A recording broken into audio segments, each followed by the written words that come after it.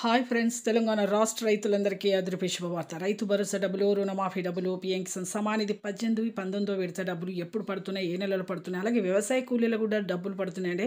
మరి ఎంత అమౌంట్ పడుతుంది, ఎంత అమౌంట్ ఎన్ని విడతలుగా పడుతుందో తెలుసుకునే ముందు లైక్ చేయండి, షేర్ చేయండి, సబ్స్క్రైబ్ చేయండి. పక్కన bell icon all symbol button గంట సింబల్ వస్తుంది. నేను వేసే లేటెస్ట్ అప్డేట్స్, వీడియోస్, నోటిఫికేషన్స్ మీకు వెంటనే అయితే వస్తాయి.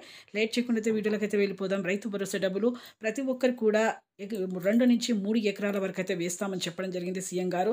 అలాగే వ్యవసాయ శాఖ మంత్రి కూడా తుమ్మల నాగేశ్వరరావు గారు కూడా రుణమాఫీ డబ్బులు కూడా మీకు మాఫీ చేస్తాము. ఒక్కొక్క ఎన్నికల మేనిఫెస్టోలో చెప్పిన విధంగా ఒక్కొక్క పథకాన్ని మేము అమల్లోకి అయితే తీసుకొస్తామని కూడా చెప్పడం జరిగింది. ప్రతి ఒక్కరికి కూడా రుణమాఫీ 2 లక్షల వరకు అయితే 3 విడతలుగా అయితే మాఫీ అవుతుంది. 1,00,000, 1,50,000, 2 లక్షల వరకు మాఫీ అయిన తర్వాత మీరు ప్రతి ఒక్కరు కూడా రెన్యువల్ అయితే చేసుకోవాలి.